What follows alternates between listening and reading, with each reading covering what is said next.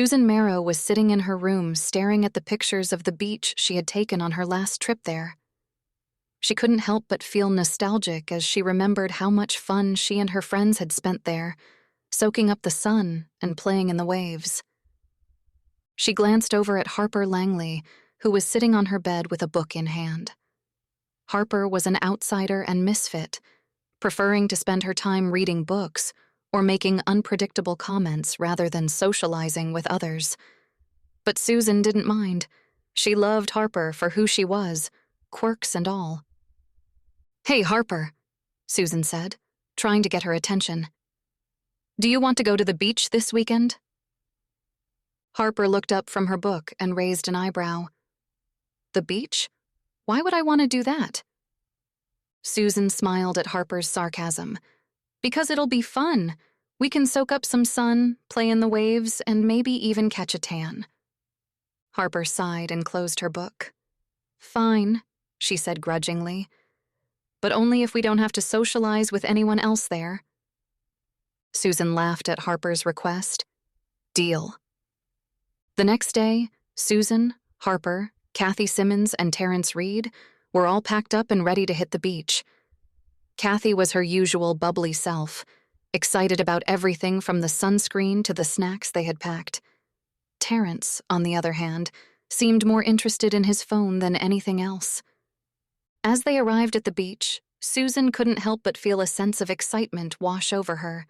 She loved spending time with her friends and soaking up the sun, and she knew this trip would be no different. They set up their towels on the sand and started to explore the beach.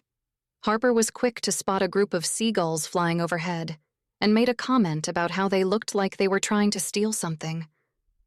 Kathy laughed at her joke, while Terrence simply nodded in agreement. As the day went on, Susan noticed that Terrence seemed more interested in watching the waves than anything else. He would occasionally glance over at Harper or Kathy, but he didn't say much. Susan couldn't help but feel a little disappointed. She had always been attracted to Terrence and hoped that this trip would give her an opportunity to get to know him better. Just as they were about to head back to their towels for lunch, Harper spotted something in the water. "Hey, guys," she said excitedly, pointing at the ocean. "Look, there's a dolphin." Susan and Kathy rushed over to see what Harper was talking about. They all gasped as they saw a sleek, black and white creature swimming through the waves. Terrence seemed uninterested, but Susan couldn't help but feel a sense of disappointment at his lack of enthusiasm. As they continued to watch the dolphin swim away, Susan turned to Harper. "That was amazing," she said. "I can't believe we saw a real-life dolphin." Harper smiled at her excitement. "It really is something special," she agreed. Just then, Terrence walked over to them with a small cooler in hand. "Lunchtime," he said gruffly, holding out the cooler. Susan took one of the sandwiches and handed it to Harper. "Thanks, Terrence," she said cheerfully. As they sat down on their towels to eat lunch, Susan couldn't help but feel a sense of frustration at Terrence's lack of interest in anything other than his phone.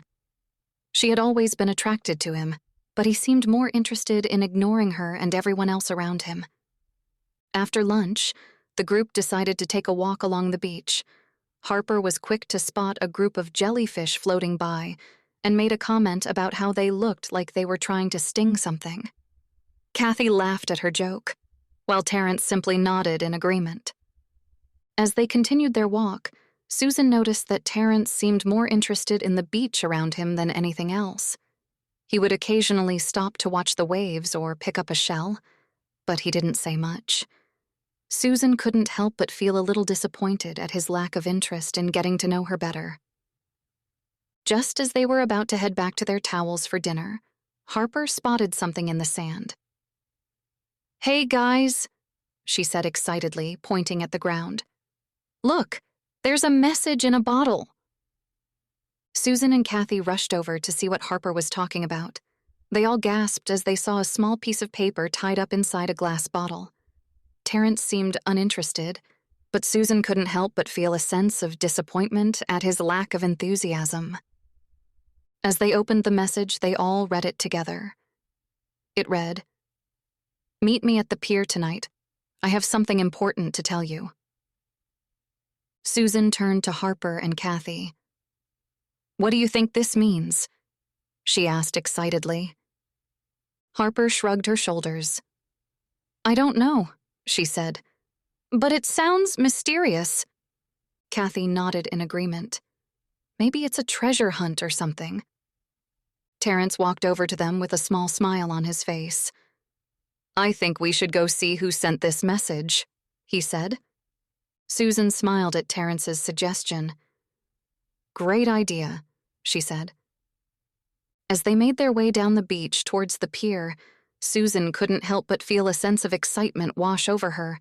She had always been attracted to mystery and adventure, and this trip was shaping up to be just that.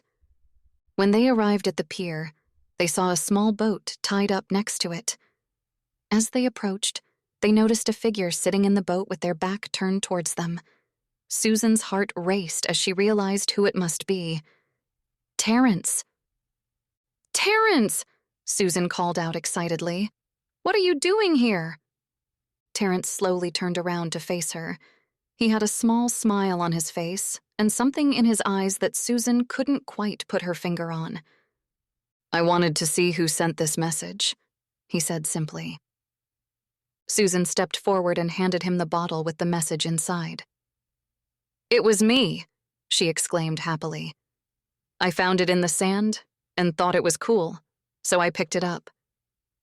Terrence nodded at her. "Thanks for bringing it to me," he said. Susan smiled at his response. "No problem," she said. "But what does this mean? Who sent you this message?" Terrence hesitated for a moment before speaking. "I don't know," he admitted, "but I think we should find out." As they all turned to leave, Susan noticed that Terrence seemed more interested in her than anything else.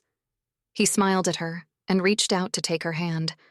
Susan felt a sense of excitement wash over her as she realized that this trip was turning out to be just what she had hoped for, a chance to get to know Terrence better.